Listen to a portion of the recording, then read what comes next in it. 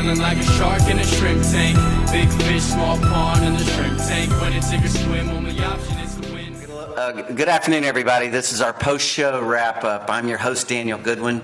Joining me in the studio today is my co-host, Catherine Bates, and also from the Sam Houston State University Entrepreneurship Department, the degree program, that's Chip Matthews, and our special guest, Claudia Leonardo. She's in the restaurant business, owns and is involved in multiple restaurants, and we had a great show today. It was a deep dive into the restaurant business. For those of you that are thinking about, hey, I might want to get in the restaurant business one day, or maybe you're in that business now, and maybe you've got your first store that's open and going well, you're thinking to open a second one. Claudia talked about having a management team, and we just did a deep dive on that. So I want to encourage everyone to download the complete show. You can listen to it at houston.shrimptankpodcast.com. This is one of our best shows, and you're going to pick up a lot from it. So we had a few questions just to kind of bring it together, as this is our trailer for the podcast. And Catherine, I think you had something first that you wanted to ask Claudia. Yeah, work ethic. In the restaurant trade, is there a certain type of work ethic you'd need? Work ethic is all you need. You know, we are constantly looking for people that has that work ethic that will make us successful, and without it, you cannot go anywhere. Yeah, you don't want somebody who can't get up in the morning or can't go to bed at night, because that wouldn't work in the restaurant trade, would it? So, yeah. No, we lack of that. there's quite a few people that we have to just say, you know what?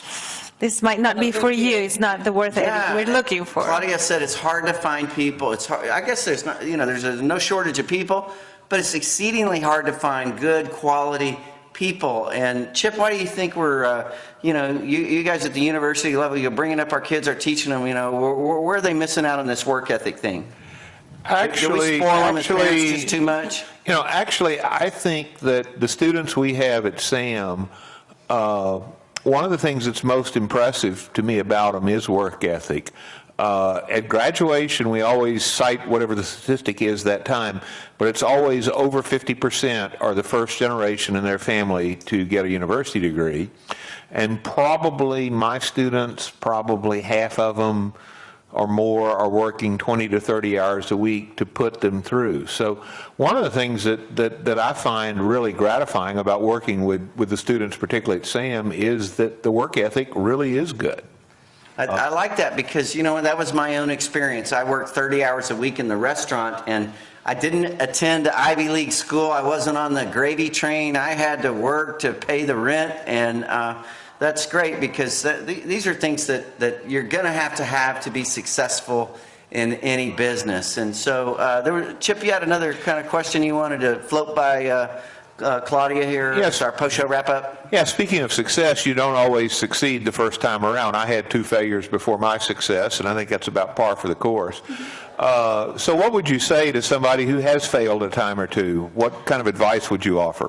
Don't get disappointed. It's part of the success. You have to fail many times. I wouldn't say that anybody that has had success hasn't failed. So I have failed, and I have learned, and you get up stronger, and you just move forward and go along. Makes you stronger. Yeah, you learn by your mistakes, and it'll make you stronger. Yes, do it again. So the odds you're going to be, Mark Zuckerberg or, Jobs or any, you're more likely to get struck by lightning 5 days in a row. I can tell you from interviewing many successful business owners and entrepreneurs right here on the Shrimp Tank, when you interview them about their success, they will tell you more about the journey that was along the way, that was oftentimes involved with heartbreaks, setbacks, blood, sweat, and tears. It's not an easy road to be an entrepreneur. So don't be discouraged if you're that young entrepreneur.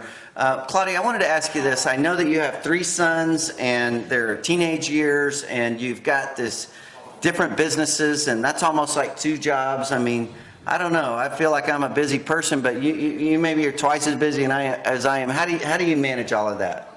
Well, it's not easy. It's not easy. This requires a lot of time, but of course, you have to have priorities in your life.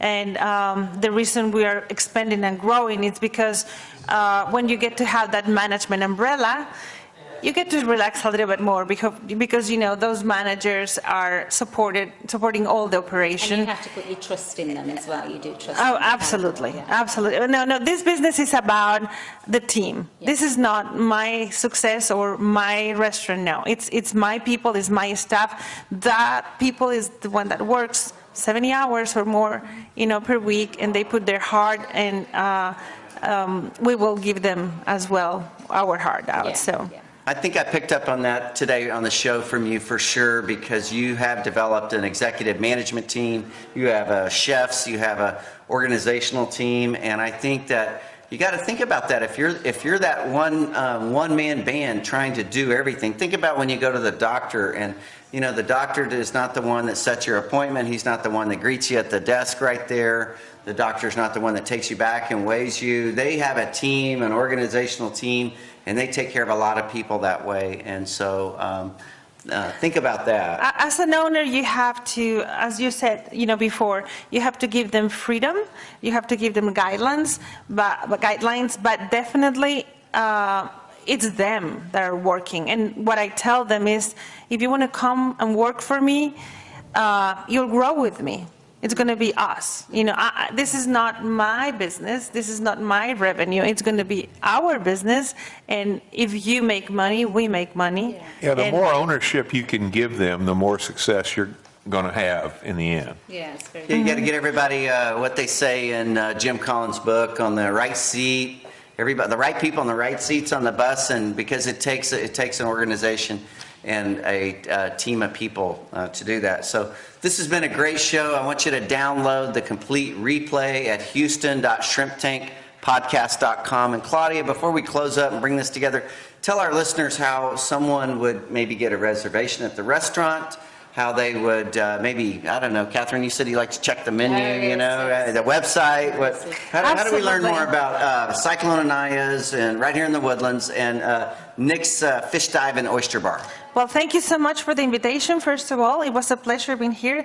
And please go to nicksfishdive.com for reservations. You can go into the website and do open table, or you can call at 281-419-8885.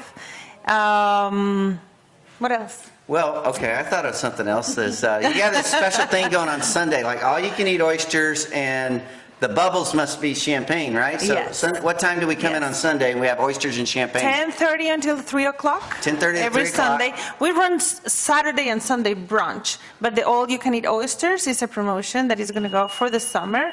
And actually, we went crazier, and we are doing the East Coast oysters, all you can eat. So don't miss it. It's a great Oh, opportunity yeah. to That must taste be wonderful oysters. With the hot water, East Coast oysters are wonderful. Champagne, all that sounds great. Oh, here we go. That's what you were missing. What a way to end the show. What a right? way to end the show. We got a special treat. Paul fired up one of the Ferraris right here in the dealership, and you got to check this place out. Ferrari of the Woodlands. Paul, Tony, Carol, they're amazing people. This is a great place to see. That's so much better than my sound effect of the Ferrari, right? What a great way to end the show. What a great show we had today. Thank you so much for Thank you coming so on the much. show. It's It been was a a great pleasure. Thank Thank you, you. Chip, from Sam Houston State University, the entrepreneurship degree program. Thank you for being here. Download the complete show, and we enjoyed having you in today.